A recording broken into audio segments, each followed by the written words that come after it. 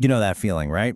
That little jolt you get the second after you sign something big, a lease, a car loan, maybe a mortgage. Your heart kind of thumps, and you have that flash of panic. Did I just make a terrible mistake? Well, today we're going to dig into what happens when that sinking feeling is actually right. So let's set the scene. Imagine you've done all your homework. You've crunched the numbers, you've scouted the location, and you found it. The perfect investment property. You are absolutely convinced this thing is about to take off. You sign the contract, your hand is probably shaking a little bit with excitement. But then you get home.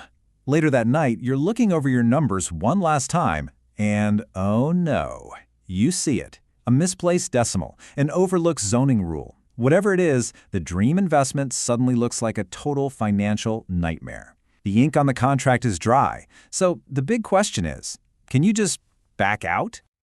I mean, your gut is screaming, get out of this deal. It was an honest mistake, right? Surely the law has some compassion for that. It feels like a classic case of buyer's remorse, but when it comes to the law, well, the answer is probably not what you're hoping for. No. Simple as that. The blunt and, yeah, often painful answer is no. Once your signature is on that piece of paper, that deal is pretty much locked in. And this is why.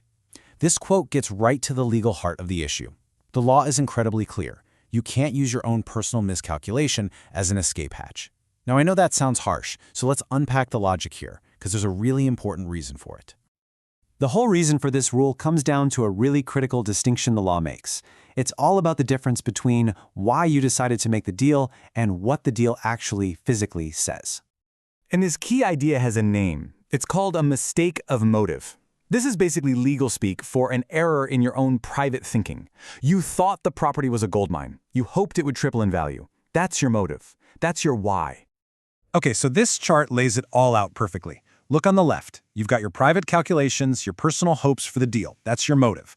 The law says that's your risk to take, and it's not enough to break the contract. Now look at the right side.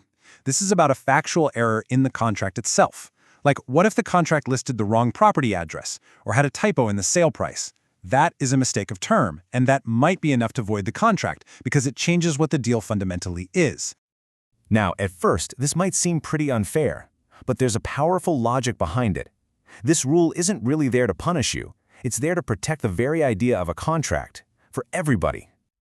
To put it as simply as possible, the legal system has to focus on the objective reality of the deal, the what. It can't get bogged down in the subjective, secret hopes and dreams that you had for it, the why. Your internal monologue, that spreadsheet you made with all those rosy projections, none of that is actually part of the agreement you signed. And this whole principle creates something that is absolutely essential for business and society to function: certainty. I mean, just imagine the chaos if anybody could back out of a deal just by saying, "Oops, I changed my mind," or "my math was wrong." Nothing would ever get done. No one could ever trust a signed agreement. So this rule, it protects both sides from simple regret. It makes sure that when a promise is written down and signed, it can be relied upon. The focus stays on what was actually promised in the contract's terms. So what does this all mean for you? The next time you're holding a pen, hovering over that dotted line, it means you have to understand the real, serious weight of that signature. Let's just boil it all down to a final checklist. The things you have to remember. First, your motive is your risk. Your hopes and projections for the deal, that's on you. Second, the contract is about its terms and how it's performed. That's it. Read every single word. And finally, and this is the big one, remember that a signature is not just a formality. It is a binding promise based only on those written terms. And that really just leaves us with one final thought to chew on.